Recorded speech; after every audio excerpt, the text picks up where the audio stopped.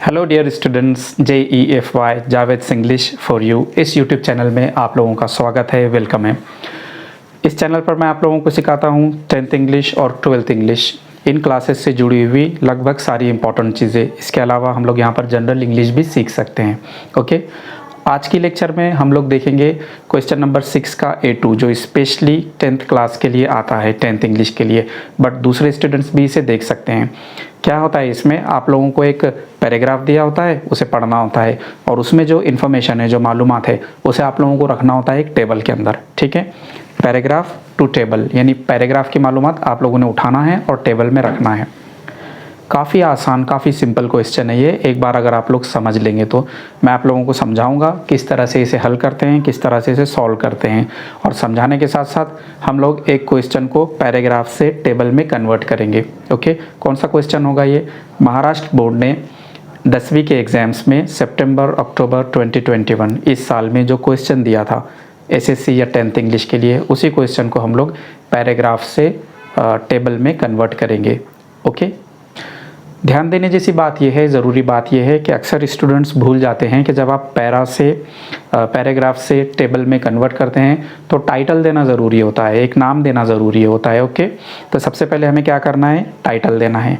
दूसरी एक चीज़, कुछ स्टूडेंट्स को क्या लगता है कि सर पैराग्राफ तो काफ़ी डिफ़िकल्ट होता है, हमें वर्ड्स के मीनिंग पता नहीं होते। काफ़ी सारे ऐसे वर्ड्स होते हैं जिसके मीनिंग पता नहीं होते, तो यहाँ पर आप लोगों को ट्रांसलेट नहीं करना है। ओके, अगर आप लोगों को वर्ड्स के मीनिंग ना भी आते हों तब भी चलेगा, कोई दिक्कत नहीं, कोई प्रॉब्लम नहीं।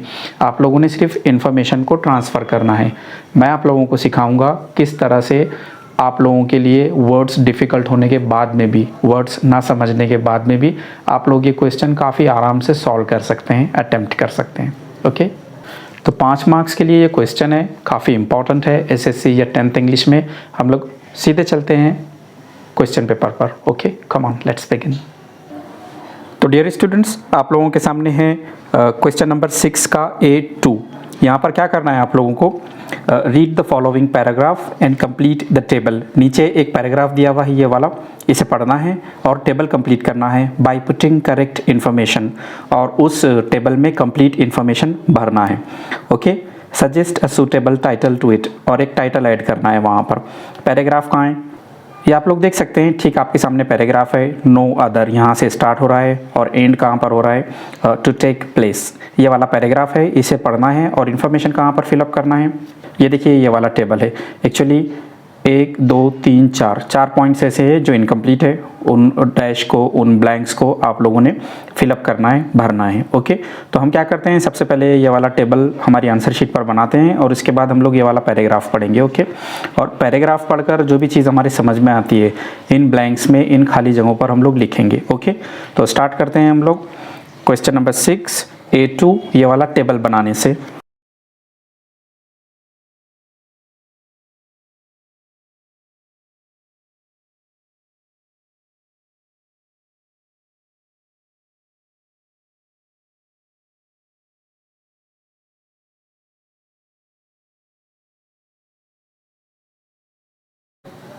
अभी देखिए, ये टेबल में लिखा है पॉइंट्स और इन्फॉर्मेशन। पॉइंट्स में लिखा है हिस्ट्री ऑफ POP। POP का मीनिंग होता है प्लास्टर ऑफ पेरिस। अगर एग्जाम में आपको ना भी पता रहे तब भी मीनिंग पर ज़्यादा फोकस नहीं करना है, हम लोगों को सिर्फ इन्फॉर्मेशन ट्रांसफ़र करना है, यानी जो इन्फॉर्मेशन यहाँ पर पैराग्राफ में दी है हम लोगों को यहाँ पर टेबल में रखना है। तो history of POP, plaster of Paris की हिस्ट्री क्या है, तारीख क्या है, यहाँ पर 1 और 2। हमको पैराग्राफ से 2 ऐसे पॉइंट निकालने हैं जो बताते हैं प्लास्टर ऑफ पेरिस की हिस्ट्री क्या है। हम लोग स्टार्ट करते हैं पैराग्राफ की reading. No other object is as closely associated, कोई भी दूसरी चीज़ इतनी नज़दीक से जुड़ी हुई नहीं है with the branch of orthopaedics, orthopaedics की ब्रांच से, एज प्लास्टर ऑफ पेरिस और POP, we commonly call it. क्या हुआ इन 2 लाइन्स का मीनिंग्स? कि कोई भी चीज़ इतनी नज़दीक से जुड़ी हुई नहीं है ऑर्थोपेडिक्स इस चीज़ से। ऑर्थोपेडिक्स क्या होता है? अगर किसी की हड्डी फ्रैक्चर हो गई या टूट गई या अगर कोई प्रॉब्लम है तो हम लोग एक ऑर्थो के पास जाते हैं, यानी साइंस की ऐसी ब्रांच जो टूटी हुई हड्डियों की स्टडी करता है, हड्डियों की प्रॉब्लम्स की स्टडी करता है, साइंस की उस ब्रांच को ऑर्थोपेडिक्स कहते हैं। और ऑर्थोपेडिक्स में प्लास्टर ऑफ पेरिस को काफ़ी इंपॉर्टेंस दिया हुआ है। POP, okay. POP यानी प्लास्टर ऑफ पेरिस आमतौर पे कहते हैं हम इसे। इट्स यूज इज़ एवरीवेयर, अब इसका यूज़ तो हर जगह है, ओके। आमतौर पर कुछ लोग इसे सिर्फ प्लास्टर कहते हैं, हाथ टूट गया प्लास्टर लगा दिए, पैर टूट गया प्लास्टर लगा दिए, okay. Let's know about POP's history. तो चलो पढ़ते हैं फिर हम लोग हिस्ट्री के बारे में प्लास्टर ऑफ पेरिस की। The name of plaster of Paris POP had its origin from the fact that it was extensively, ये जो नाम है POP कहाँ से आया है, ये ओरिजिन यानी कोई चीज़ कहाँ से शुरू हुई है। From the fact that it was extensively, ख़ास तौर से बड़े मतलब बड़े पैमाने पर, largely mined from Montmartre in Paris district. देखिए हिस्ट्री में ये एक चीज़ लिख सकते हैं हम लोग कि लार्जली कहाँ से ये माइन किया जाता था, MINE, माइन यानी कान, है ना। कान में से जैसे कोयला निकलता है या फिर दूसरा स्टफ़ निकलता है, तो मॉन्टमेयर नाम का पेरिस में एक प्लेस था, एक जगह थी या अभी भी है, वहाँ से बड़े पैमाने पर ये निकलती है। ये चीज़ हम लोग यहाँ पर लिख सकते हैं। In the beginning it was use in construction and by sculptor. तो स्टार्ट में लोग इसे कैसे यूज़ करते थे, फिर या तो इसे कंस्ट्रक्शन में यूज़ करते थे बिल्डिंग वगैरह बनाने में, या फिर कौन यूज़ करता था इसे, स्कल्प्टर। स्कल्प्टर कहते हैं मूर्ति बनाने वाले को, मूर्तिकार को, ओके। तो ये दो चीज़ लिख सकते हैं हम लोग। पहली तो ये कि मॉन्टमेयर पेरिस डिस्ट्रिक्ट में है, वहाँ पर ये माइन होता है, और दूसरा ये स्कल्प्टर और कंस्ट्रक्शन वर्कर इसे यूज़ करते थे।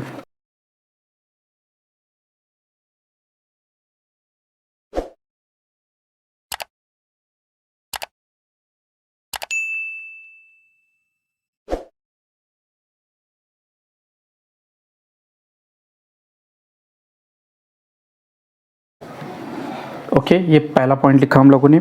दूसरा पॉइंट क्या लिख सकते हैं हम लोग कि कंस्ट्रक्शन में और स्कल्पचर के ज़रिए ये यूज़ होता था, यहाँ पर लिख सकते हैं हम लोग।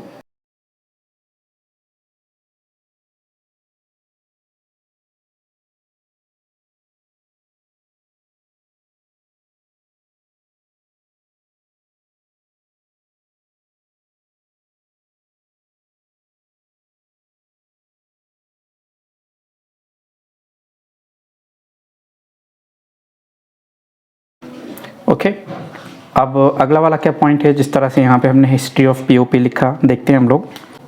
अगला वाला है एडवांटेज ऑफ POP, फ़ायदा क्या है इसका, ओके, वो देखते हैं हम लोग। अब अभी तक जो हम लोगों ने पढ़ा उसमें फ़ायदा तो कुछ आया नहीं, हो सकता है आगे के पैराग्राफ में होगा। द बिगेस्ट एडवांटेज, सबसे बड़ा फ़ायदा क्या है of POP is the property that allows itself to moulding. सबसे बड़ा फ़ायदा POP का ये है कि उसमें एक प्रॉपर्टी होती है, खासियत होती है, स्पेशलिटी होती है उसकी। क्या होती है कि ये अपने आप को मोल्ड कर सकता है, ढाल सकता है। जैसे मिट्टी के बर्तन बनाता है एक कुम्हार, ओके, तो वो मिट्टी को एक शेप देता है, उसे मोल्डिंग कहते हैं। तो POP की प्रॉपर्टी क्या है, ये मोल्ड किया जा सकता है। This allows POP to be moulded according to the Liam.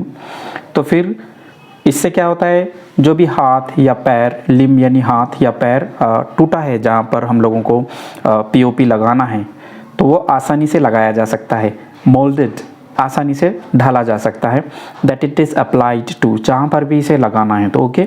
It is sufficiently rigid and allows immobilisation, काफ़ी हार्ड होता है ये, ओके।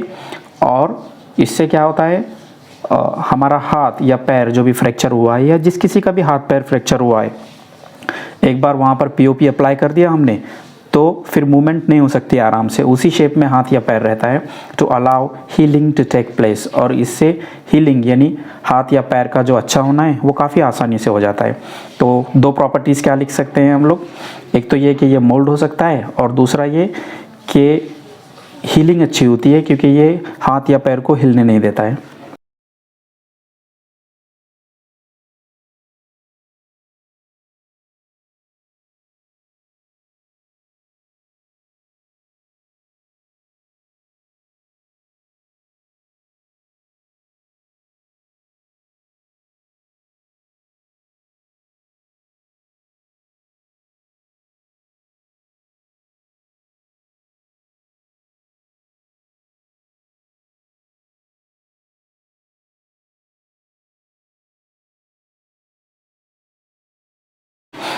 क्या लिखा हम लोगों ने, it allows itself to moulding, अपने आप को ये कोई भी शेप दे सकता है। कौन, पीओपी, प्लास्टर ऑफ पेरिस। और it is rigid to allow immobilisation, और हाथ या पैर जहाँ पर भी इसे अप्लाई किया जा रहा है तो उस चीज़ में मूवमेंट नहीं होती है। एक बार पीओपी रुक गया, मतलब सख्त हो गया, हार्ड हो गया, तब हम हाथ या पैर को मूवमेंट नहीं दे सकते। ओके, यहाँ पर अभी हमारी एक चीज़ बाकी रही है। ओके, ये देखिए यहाँ पर 4 ब्लैंक्स थे, हमने उनको फिल किया है, खाली जगह थी उन्हें पूर किया है, बट एक चीज़ बाकी रही है। सोचो क्या थी, हमें एक सूटेबल टाइटल देना था, वो हम लोगों ने नहीं दिया है। आप लोग यहाँ देख सकते हैं टाइटल नहीं है। क्या टाइटल हो सकता है इसका, हम लोग बात कर रहे हैं पीओपी के बारे में, थोड़ा सोचिए। चलिए इसका टाइटल रखते हैं हम लोग POP, plaster of Paris a boon, BOON, बून, बून कहते हैं नेमत को, एक वरदान को।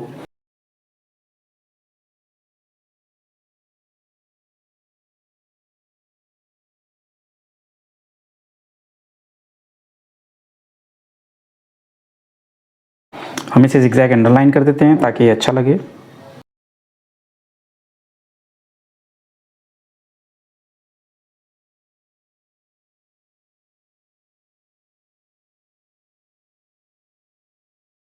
तो डियर स्टूडेंट्स, हम लोग सीख रहे थे किस तरह से पैराग्राफ को हम लोग टेबल राइटिंग में कन्वर्ट कर सकते हैं, किस तरह दी गई इन्फॉर्मेशन को पैराग्राफ से उठाकर टेबल में रख सकते हैं।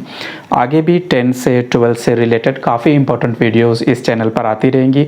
आप लोगों से रिक्वेस्ट है कि चैनल को सब्सक्राइब करें, बेल नोटिफिकेशन को ऑन करें, और लेक्चर्स, वीडियो लेक्चर्स, उन्हें लाइक, कमेंट और शेयर करें। मिलते हैं इसी चैनल पर नेक्स्ट लेक्चर में। लेक्चर देखने के लिए थैंक यू।